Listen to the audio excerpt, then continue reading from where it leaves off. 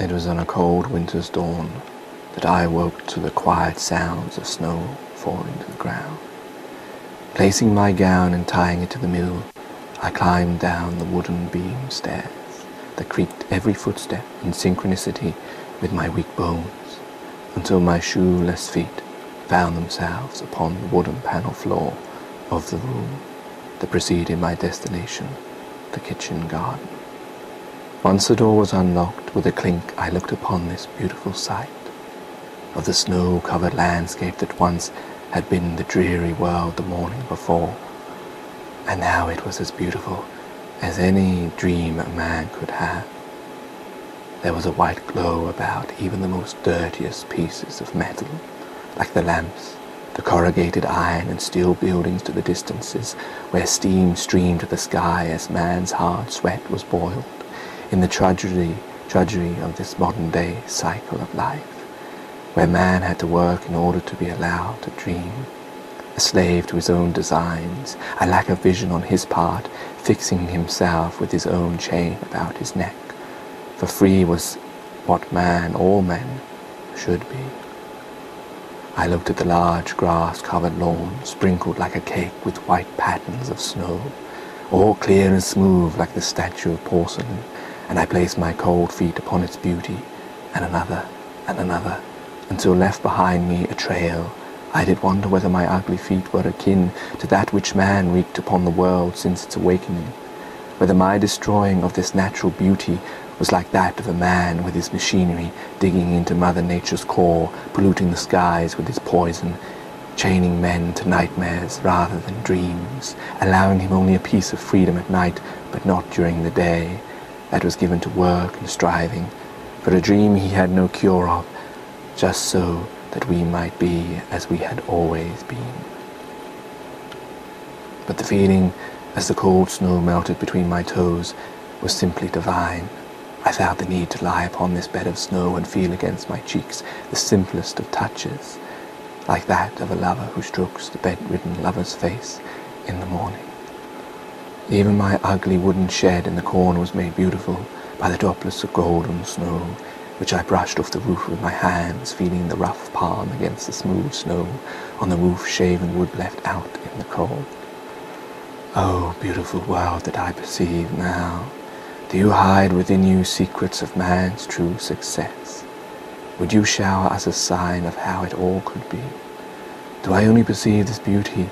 Am I the only eyes untainted by its abuse to set upon it? Am I alone in its feeling?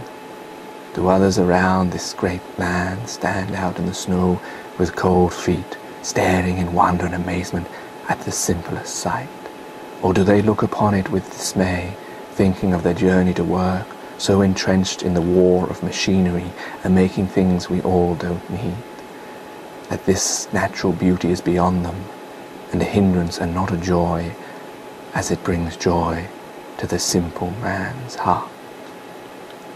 I breathe in and out the cold air inside my lungs, and I feel my chest expand, as did my heart and soul at the view on the cold winter's dawn. Is there not in this snow that I let hold upon my hand such a secret, if only man could understand, of how life simple should be? For just the cloud does what it does, and the snow as it does, the easiest of things, bringing the maximum joy. Is there not in this world ways that men could live one-on-one as brothers, not fighting of the lands we've been given to care of? Could we not shed the light of this love upon all nations and peoples, so that all can live to feel this slender of the snowfall at dawn, rather than feel the pains of their stomachs empty once again, to see their loved ones die, medicine cabinets empty, the husband and wife parted so that he can earn his daily bread, the child lonely by his parents' constant feuds of money lent? Could not we this very day rip it all up, tear it into shreds the way we all live, like I do now, take this money I have left in my pocket and tear it to a million shreds and throw it up into the air? Even the sight brings more beauty than passing it from one tired man's hand to another. Why we place our life upon paper and gold, when we live upon man's hearts, mind and souls, yet to earth I fall hard on my face. For this is but a dream of a dreamer such as I, too far and few between, who have nothing and wish for all to have everything. But those who have all and everything wish for those who don't to stay as they are, and be happy with their tiny stomachs, and their dying relatives and feuding parents working for them all God's hours, and be damned all the children weeps and cries at night.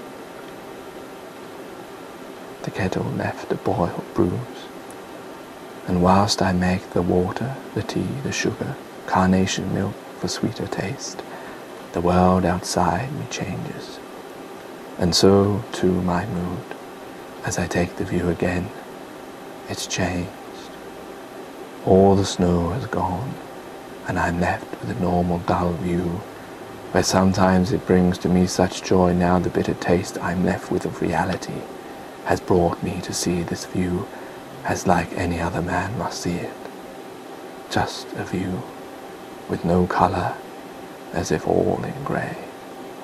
The flowers just flowers, the grass just grass, the statement like trees just trees, the clouds flying through air just as clouds on a pointless journey over and over again, as if the view is now some flat poor man's painting upon a canvas that no longer conveys the beauty, colourless. And so to my bed I retreat, fueled by my need to close my eyes upon this cold world. I have once again opened for my heart to see, and its tears I can take no longer. For rest, gentle heart, in the sack of your comfort, for soon one day shall men understand, and shall hearts of this world not suffer such uncomfortable thoughts of greedy men and women who populate the vast majority of this world for their own gain, tilling and cultivating for their own enjoyment and means. I take the journey back to my bed. Under the blankets I leap, as if I was to be joined by a lover's delight. But beside me is just an empty space, resembling that within my heart. The cold, cold dawn chills me still, as I place my head under the blankets and fall into a slumber which I wish could be light. I see my cottage covered in the snow. The cold frost lines the walls and staircases and window panes, etch the flowers of nature's icicles. The house has no gas, no electricity. There is no fuel for us to eat. Our stomachs empty and unfulfilled, paining. Yet under the blankets we unite, and love is our food and water, gas and electricity.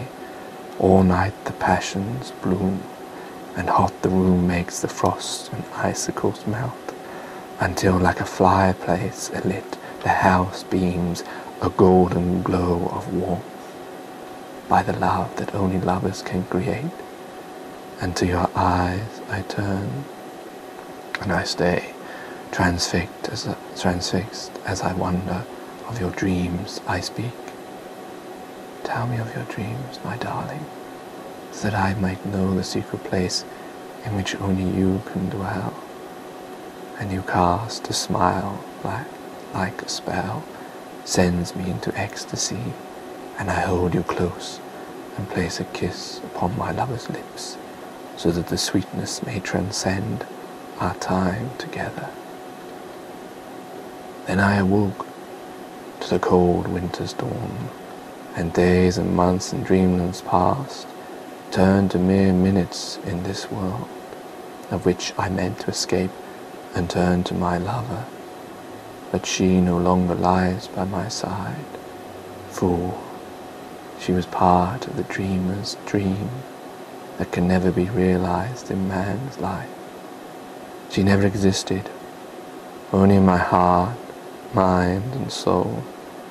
In life she is like the fabric of the universe, of the words of a poet's pen, imaginary, illusions, unreachable. And a star, and I a star, hopefully in space, where you might be,